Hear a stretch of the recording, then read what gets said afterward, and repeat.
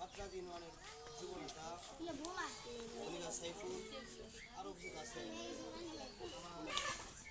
মাত্রাজ স্বেচ্ছাসেবক দলের অন্যতম নেতা সেলিম রারি আরও কিছু আছে আবার শ্রমিক দলের মনির আরও কিছু আছেন স্বেচ্ছাসেবক দলের সুমন আরও উপস্থিত আছেন আমার বোনেরা এবং আমার বাংলাদেশ জাতীয়তাবাদী বিএনপি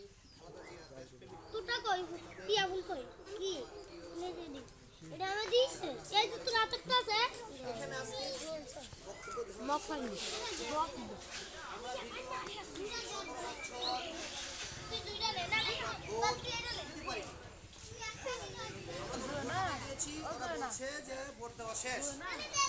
আমার তোমার বাবা এবং মার ভোট দেওয়া শেষ আমাদের বাংলাদেশ জাতীয়তাবাদী সারা বাংলাদেশের নেতা আমাদের তারেক রহমানের সর্বোচ্চ চেষ্টায় আজকে আপনাদের পাশে এসে দাঁড়াতে পারছি এই জন্য আমরা আব্দুল আলমের কাছে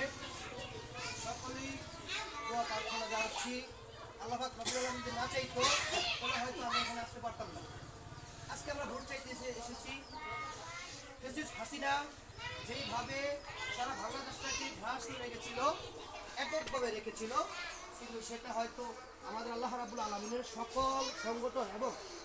সকলের বিনিময় ত্যাগ আত্মদের বিনিময় এখানে আমরা আসছি শুধু উপস্থিতি মা ও বোনেরা বাংলাদেশ জাতীয়তাবাদী তারেক রহমানের আজকে বাদাম হরিশ্রাম মান ভাই আমাদের চট্টগ্রাম জেলায় একজন কর্ণধার ও মনপুরা সে বলেছিলেন যে আমার সালামটা তোমরা যারা আসো মা ও বোনের কাছে পৌঁছে দিই আমাদের সামনে যে নির্বাচন এসেছে এই নির্বাচনে আমরা সকলেই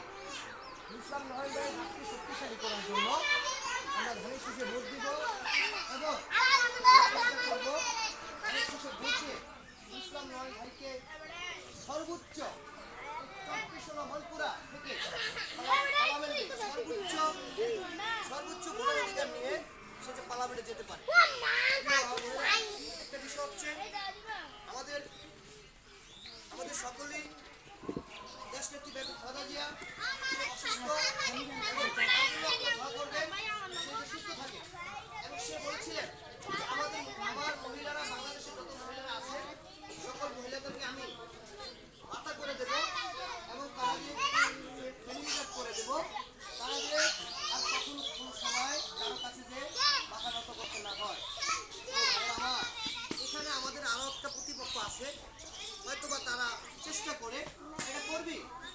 কারণ দুটা দল যদি খেলাধুলা করতে যায় কোনোটা দল জিতে না একটা দলে জিতে কিন্তু আমরা চেষ্টা করব কাদের ধারায় আমাদের দেশে কাজ হবে উন্নয়ন হবে কাদের ধারায় আমরা ভালো থাকতে পারবো আমাদের দরজা খুলে আমরা ঘুমাইতে পারবো। আমাদের নেতা নুরুল ইসলাম নয়ন সে বলছেন এদেশে উত্তরাত চাঁদাবাজি মানুষের সাথে খারাপ আচরণ মানুষের জায়গা জমি তুলে খাওয়া মানুষের সাথে খারাপ আচরণ করা এগুলো সে বরদাস্ত করবে না এবং আমরা তাই চেষ্টা করব নেতার নির্দেশ পালন করার জন্য। আমার সবকিছু কথা হলো আজকে আপনাদের এখানে এসেছি আমাদের নুরুল ইসলাম নয়ন ভাই তারেক রহমান